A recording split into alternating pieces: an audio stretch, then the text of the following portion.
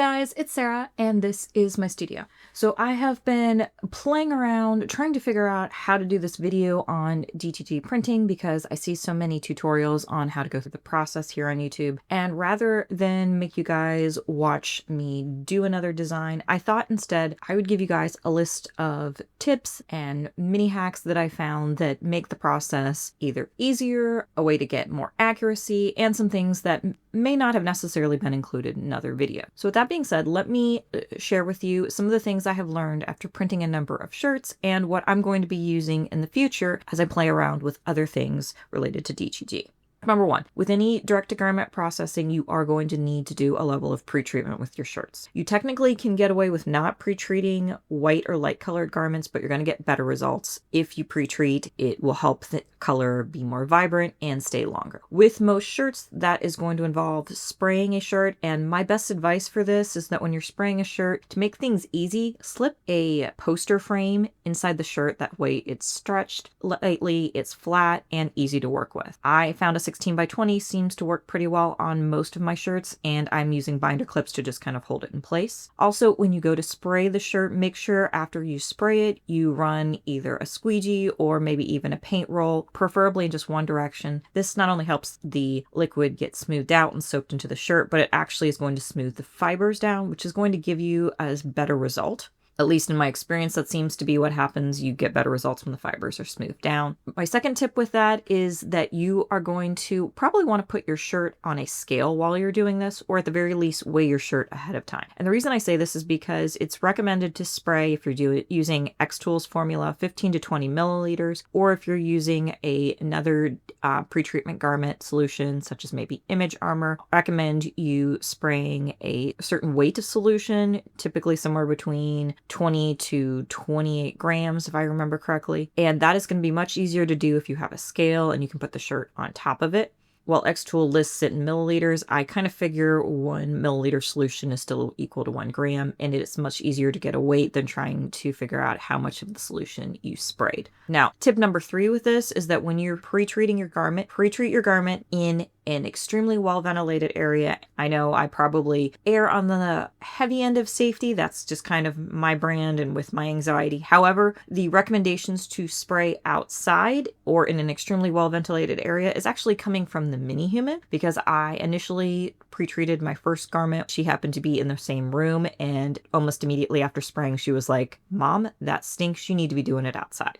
I didn't notice because I was wearing my respirator. That way I wasn't inhaling the solution while it was on top of it. But the recommendations from her are that this stinks, so I would really do this outside. Now, if you want to skip the pre-treated process entirely, you can absolutely order pre-treated shirts online. In fact, I found a website that will not only sell you pre-treated shirts, but you can pick from a number of different brands and they will pre-treat them and then ship you the pre-treated shirts. This one happens to be a Gildan Soft Style orange pre-treated shirt that I got from the site called Cheater Tee, and it was all ready to go. I just needed to heat press it to get out any liquid and get it flattened, and then I was able to pop it in the machine. Now, with it being a different pre-treatment spray, and really with any pre-treatment spray, you are going to want to test and make sure you figure out the correct number of ink layers that you need for your shirt. I found with this one that the fibers weren't quite as smooth, and I actually got slightly better results, I think, when I used either Image Armor or xTools versus this one, and it really is, I think, just probably the treatment process. So you may have to test and figure out how many layers of ink you need to get the results you want.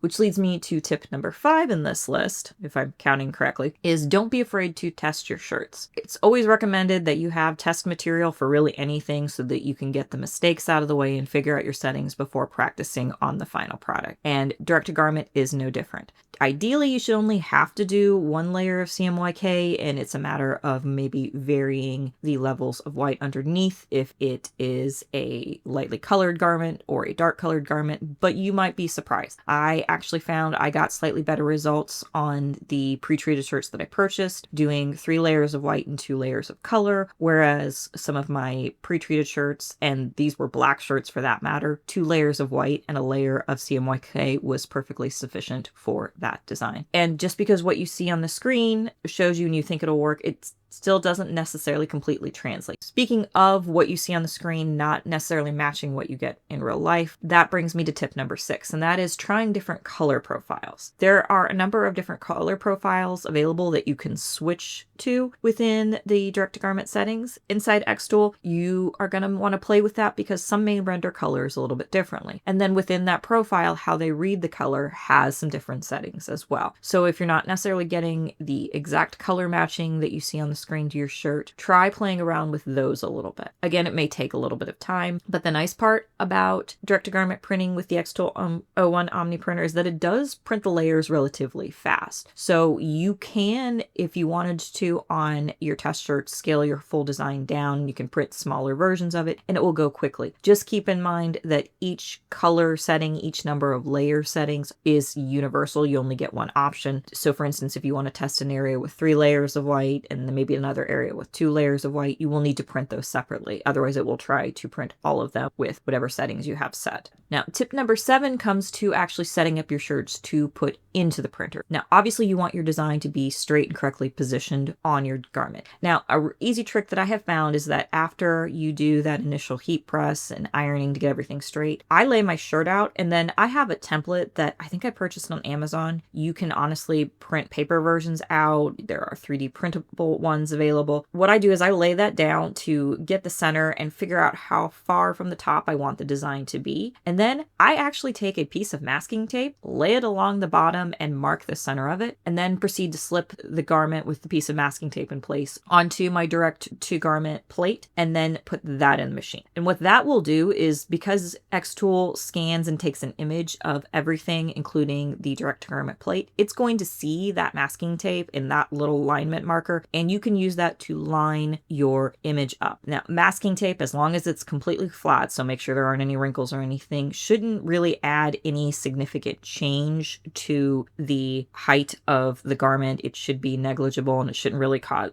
any issue. But if you're concerned about that, you can always eject the plate, not necessarily remove it, but remove the masking tape once you've got everything lined up and measured, and then just have it rescale and measure everything again and print it that way. But I will say I printed this shirt with the masking tape on and got perfectly acceptable results. An alternative would be potentially using a laundry marking pen or just a pen with disappearing ink. Those you can often find in your sewing aisle. You could mark a straight line. My only concern is I don't know how those would play with the direct to garment solution. I assume it would wash out, but I have not had a chance to test that on a shirt just yet, but that would be another option to make an easy mark. You could also mark it with something like just a piece of white chalk and give yourself the spot where it needs to be, and then you can always, once everything's lined up, either brush it off, or as long as it's out of the way of the printing, it'll come out in the wash. So just a quick little tip for getting things lined up. That'll work especially nice if you're trying to do pocket pieces. You could square off exactly where you want the design, and then you can put the design in on your screen and you'll know things will be positioned correctly. Tip number 8 for you guys would be, once you do this process and you have taken it out of the machine, being very careful not to smudge ink, and you do your final heat press. My tip after that is, before you give the shirts away,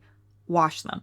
The direct to garment pretreatment solution, it can make the shirt feel a little bit funny. That's just because it's been prepped and prepared to take ink. And I recommend, at the very least, letting the person know receiving the shirt that they need to wash it before they wear it. The recommendations for preserving your shirts long term is to wash them in cold water, tumble dry low. I will say though, having washed a number of shirts a number of times now, I felt like the pretreatment solution, the excess pretreatment solution, washed out better in warm water. Didn't notice any change in color. So at the very least, maybe doing one run like that and then washing your shirts cold to preserve color long term.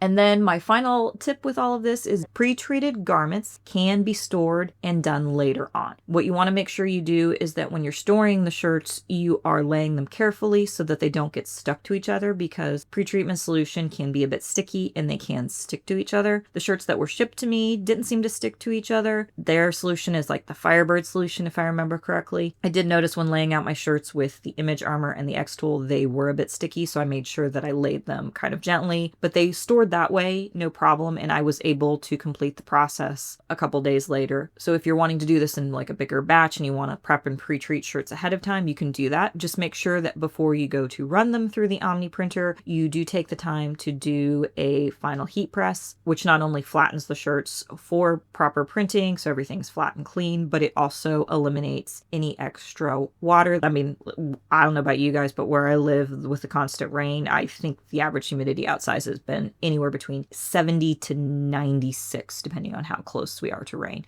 My filament closet's dehumidifier can't keep up at this point. I'm going to be drying filament till 2028 at this rate. Moisture is DTG's enemy, so always make sure you press your shirts not just to get them nice and flat for printing, but to also eliminate excess moisture. So that's my list of tips for you guys today. I'm hoping this was helpful. I know it's not a specific tutorial on going through the process, but I feel like there's so many of these. I definitely enjoy working on printing with fabric and printing directly to garments with the machine. That's been a really cool addition. If you're interested in any of the stuff that I've talked about here, I do have links to a couple of websites below. This includes xTool, where you can get a variety of accessories related to the Omni printer, as well as the machine itself. As with any affiliate link, I do get a little bit of a kickback if you make a purchase, which helps keep the channel going, but please feel no obligation to click. If you want to, just go over to the xTool's website and search for the product that I recommend here. If you want to see more content like this, by all means, please hit the subscribe button and ring the bell for notifications. Also, if you can tap the like button to tell the Eldritch algorithm that this video is a good one, and I will see you guys next time. Bye.